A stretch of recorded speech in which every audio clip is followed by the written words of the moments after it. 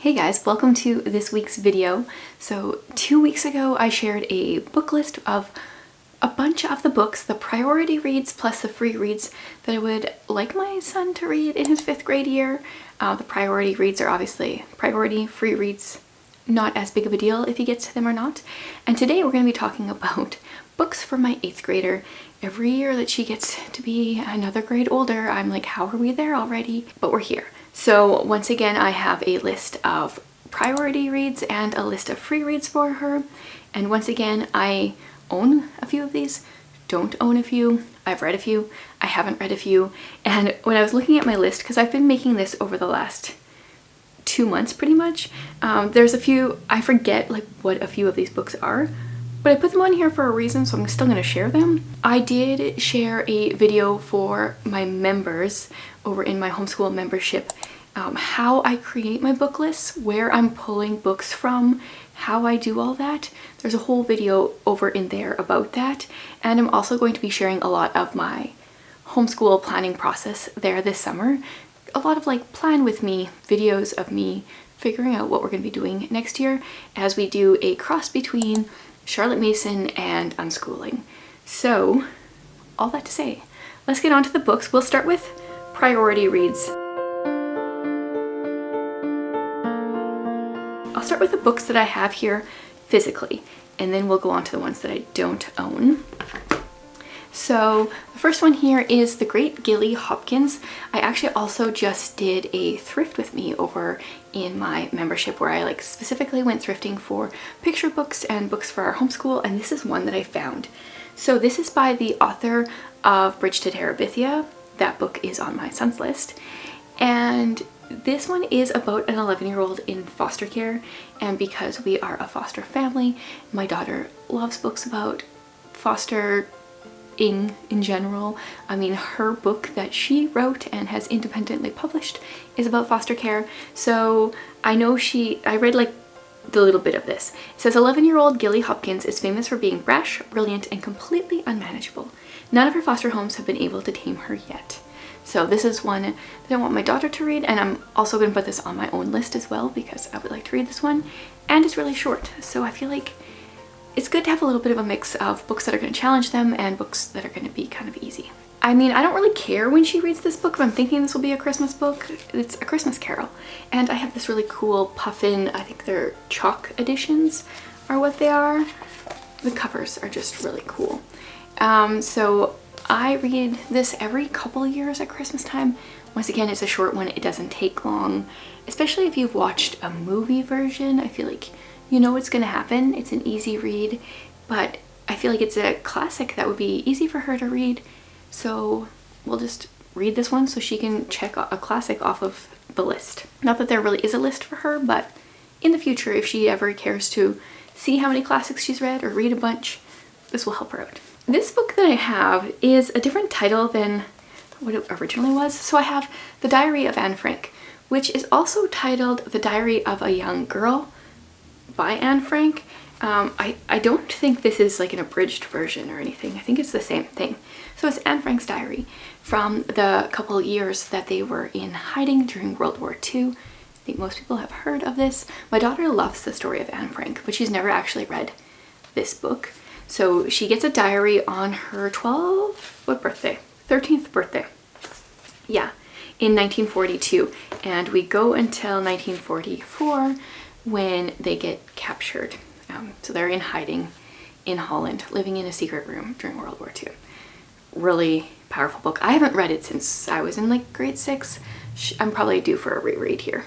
This one is one that I just read 2 months ago, I think. A Single Shard by Linda Sue Park. This one has to do with a kid named Tree Ear. He's homeless. He lives under this bridge with this old man, and we're set in Korea, I think in the 11th or 12th century. And Tree Ear breaks a piece of pottery one day and has to work for this potter to pay off his debt. And at first, like the first chapter, I was so confused in this book, and then afterwards I was totally sucked in, and it ended up being a 5-star book for me. So I hope she likes it as much as I did. Another one I just read, I just barely put my June reading wrap up on my booktube channel, and so many people are commenting about this one. This is The Outsiders partially because I had no idea, like I don't look up authors unless I really enjoy them. I had no idea that S.E. Hinton was a girl. In the video I said I just assumed it was a guy, and I also didn't know she was only 14 when she wrote this book. I loved it. So it's really about gangs, but it's like about so much more. I feel like I was probably pretty close to the last person on the planet, adult on the planet, to read this book, so I don't feel like it needs a whole lot of description, but I loved it and I hope she does too. And because she is writing, I think she'll love the fact that this was written by a 14-year-old. I think it will give her, like, if she's not interested in the beginning part, I think it will give her that push to like get through to it, to get to like when it really gets good. I hope she loves it. And then I had to put one of my favorite classics on the list, The Story Girl by Ella Montgomery. This is my favorite book by Ella Montgomery. It's almost like a collection of short stories. We follow Sarah Stanley. She goes to live with her cousins in PEI, and she has a great imagination. She's always telling stories. So every chapter is pretty much like another story. And this takes place, I think, over the course of 1 year. And then there's a second book called The Golden Road that takes place over the next year. I love Sarah. I love her imagination. There's lots of references to like loving cats, and my daughter's a cat person, so I think she'll love this book as well. So that's all I have for physical books for the priority reads. Another one that I loved that I've asked her to read, but it's hard to get a copy of. I think our library only has like 1 or 2 in the entire province. It is May Be by Carolyn Starr Rose. This was, I think, my first novel that I read, or like one of the first ones, and I just fell in love with it. It's kind of like Little House on the Prairie, but free verse and a bit grittier. Like things don't work out quite as well, or I mean, it's not like it has a bad ending. There's just a little bit more hardship, and she's more alone for it instead of like Laura always being surrounded by family. But I loved that book. One that I read a long time ago that I don't remember a ton of, but also has foster care vibes, is The Boy on the Porch. I think this one's by Sharon Creech. And I do enjoy most of her books. I read a few that I didn't enjoy. But this one, I think, is like this, whoever lives in this house one day wakes up and there's a boy sleeping on the porch. I don't really remember the details, but I have that one. Then I have Harbor Me. I think this one's by Jacqueline Woodson. And it's another one that I read a while ago. Actually, I listened to it, and it's about some outcasts that have to be in some kind of after-school program or club together, or the last period of class, and you wouldn't expect them to become friends, but they end up bonding, and I enjoyed the book and I hope she does as well. Then I have one that I read in grade 8. Oh, this is perfect. And I didn't enjoy it when I read it in grade 8 because I didn't really know what was going on. I was not into history. Like I was very confused. Plus, I don't know if other people had these experiences in school, but you know, we would all be sitting there with the same copy of the book, and our teacher would tell us that we're going to take turns like reading paragraphs. So someone's reading the paragraph up here, but you know, you're like counting to see which paragraph you're going to read. And then you're looking to see if you can pronounce all the words in that paragraph, and you're not listening to what other people are reading. Oh, that's the dumbest way to read books. So there's lots of reasons that I think I didn't understand the book, but I reread it a few years ago. I haven't even told you the book, have I? It's called I Am David, and it is a story of a boy that is in a concentration camp, and he escapes, and he's trying to get home, I think. And it was such a powerful story. Like, it frustrates me that I didn't enjoy it in school, but I'm glad that I reread it as an adult and really loved it. Then I have another book by Carolyn Starr Rose, Bluebirds. I'm almost wondering if my daughter read this one or not. I don't think so. It's the story of a group of white people that go, okay, I don't know American history very well, and it's been years since I read this book, but that island where a bunch of people settled and then they like all of a sudden disappeared, I think it's that place. And this white girl makes friends with this native girl, but they can't really talk, but somehow they make friends. And I really did enjoy that book, and so it reminds me of a picture book kind of thing that I just got for her in the thrift haul that I did for my members, and I think she really enjoyed that idea of that picture book, and I think that she'll like it better in chapter book form. Then I have The Great Trouble by, it's gonna bother me, Yeah, Deborah Hopkinson. So the subtitle is The Mystery of London, The Blue Death, and a Boy Called Eel. So this is during the cholera epidemic, whenever that took place. And the one character is working for Dr. Snow, and he like feeds his animals and stuff like that. And he's a scientist and kind of like a vet, and he's the one that actually figures out the cause of cholera, I think it is, and like the one well in London that was infecting everyone.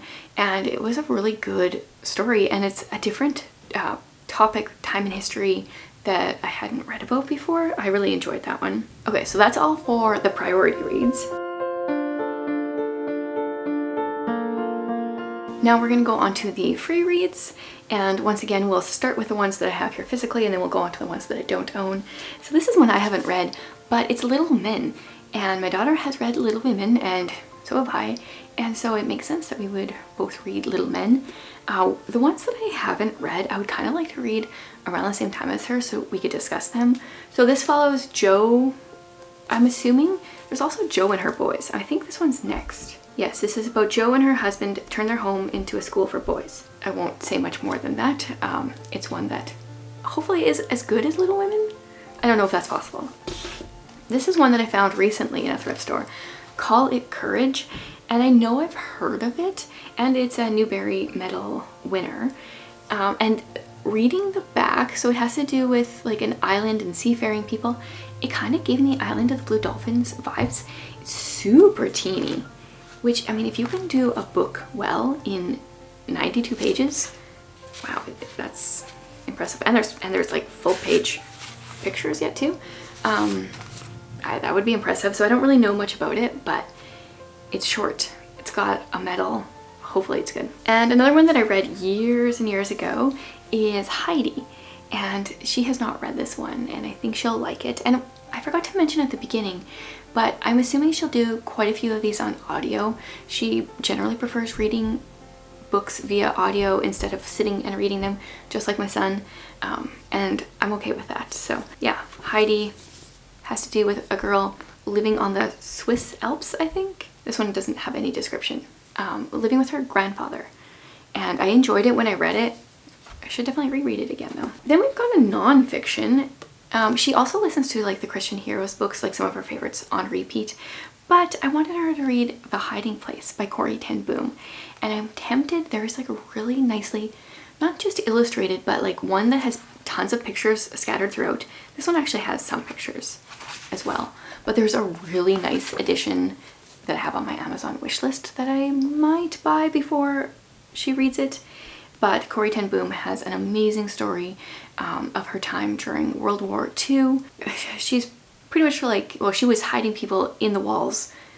You know, it's kind of funny, and she's also from Holland. Like, there's so many similarities between her story and Anne Frank, except Anne Frank was one of the people that was hidden. Not in Corrie's house, of course, but I think it would be kind of cool for her to pair those together. Oh yeah, I guess Anne Frank would be a non-fiction as well. And the last one that I own a copy of is The Secret Garden. I think I have actually 3 copies of this. I have this beautiful edition though. I had to share this one. There's not a ton of illustrations in this one, but the illustrations that there are just fabulous, if I can find them. So in this story, we follow Mary Lennox, who has moved from India to England to live with her uncle, who doesn't really like kids. He just makes someone else kind of look after her. And she starts out as a really big brat. There's some good character growth through this book, thankfully, because I would not want to read an entire book with her being as self-centered as she is at the beginning. But she doesn't even know how to dress herself at the beginning, and she stumbles across a secret garden and so many other things. And this book makes me want to visit the English moors so bad. So maybe if my daughter reads it, she'll want to visit England as much as I do. Now onto the books that I don't own. I do own a copy of this one. I just don't know where it is. Okay, Race the Night. This is one that I read a long time ago, and I actually don't remember anything about it, but obviously there was something about it that made me want to put this one on her list. The Giver, actually, I wrote on here. She might be reading that one this summer, so I didn't grab it from upstairs, but that's a dystopian story. It's 4 books in the series, but they're very different. The first book's definitely the best, so she might just read that one. Bud, Not Buddy. That's the one that I know I have somewhere. And I've just heard rave reviews about that one. And I don't really know anything about it. Listening for Lions. That's another one that I've seen quite a few times talked about online. And once again, don't remember. Where the Mountain Meets the Moon. I have no idea either. Journey to Joburg. So a big reason I put this one on my list is because my son is actually from South Africa. So anytime there's a book set around there that is apparently good, then I'm going to put it on a list. Catherine Called Birdie. This is another one that I thought I owned, but I couldn't find. Probably because I have just too many books. Oh, okay, this is a different book than I was thinking. This is a fictional story set during medieval England, I think. Okay, I was obviously thinking something different, but that's okay. She'll probably like that one too. Oh yeah, and the last one I surprisingly don't have a copy of, is Oliver Twist. So we got one Dickens on her priority reads, and I thought I would put another one on her free reads. Start with a small Dickens, work our way up. I'm still working my way up, honestly. But I do like the story of Oliver Twist. I think Oliver Twist and A Christmas Carol are my favorites that I've read from Dickens yet. But maybe I'll like some more eventually. So those are all the books on her free reads, her priority reads. I would love if you guys have suggestions for her. She used to really be big into fantasy. Now she's more liking historical fiction a bit, but more like contemporary stories, kind of like hard-hitting. And that can be hard for this age. You don't want like too many hard, heavy, like often then kind of like inappropriate things coming into the books. But she kind of likes to get hit with some emotions at the same time, so it can be hard to find some books. Hopefully she'll enjoy most of these. But yeah, I would love to hear any suggestions in the comments below. And then I will be back in 2 weeks sharing our loop schedule. And if you want to know how I'm going to be creating that, you can join my membership. I'm going to be having videos planning this all out over there, and I think it will be a really good school year. I know we're like just into July, but I'm already excited for the school year. Thanks for being here, guys.